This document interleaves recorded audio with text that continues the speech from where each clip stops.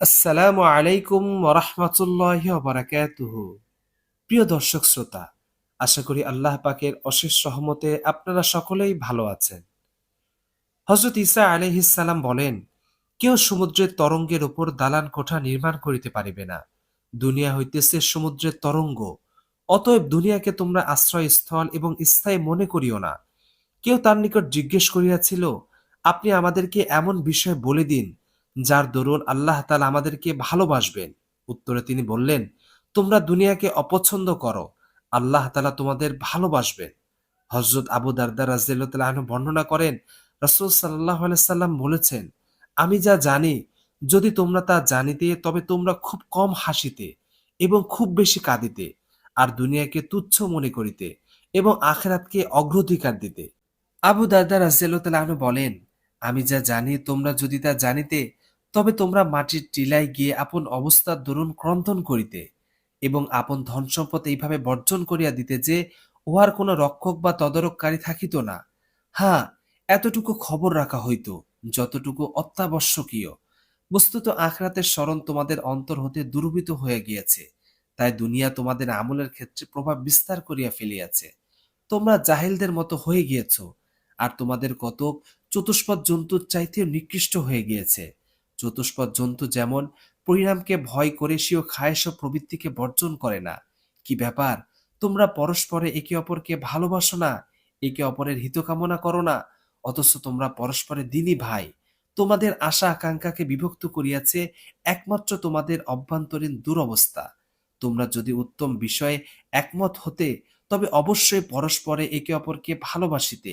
কি ব্যাপার, তোমরা দুনিয়ার বিষয়ে তো একে অপরের হিত কামনা করো, কিন্তু আখিরাতের ব্যাপারে তা করো না। কেউ আখিরাতের ব্যাপারে আপন বন্ধুর মঙ্গল কামনা সাহায্য করিতেছ না। এইসব কিছু ইমানি দুর্বলতার কারণে হইতেছে।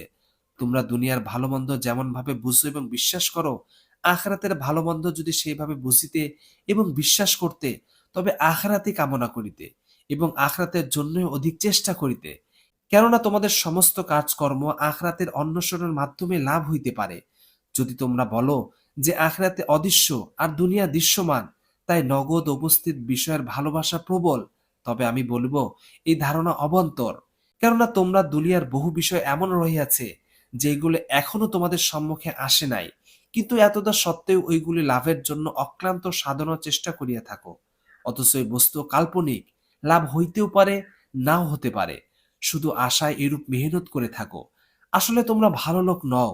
যে বিষয়ের মাধ্যমে তোমাদের ঈমান পরিপূর্ণ হবে, ওই বিষয়ের প্রতি তোমাদের ধারণা বিশ্বাস এখনো ঠিক হয় নাই।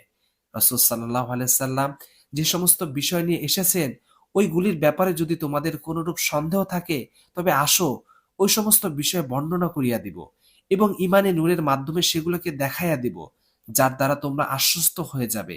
আল্লাহর কসম, তোমাদের জ্ঞান বুদ্ধির ত্রুটিপূর্ণ নয় যে তোমাদেরকে মাজুর বা অপরাধ মনে করিব।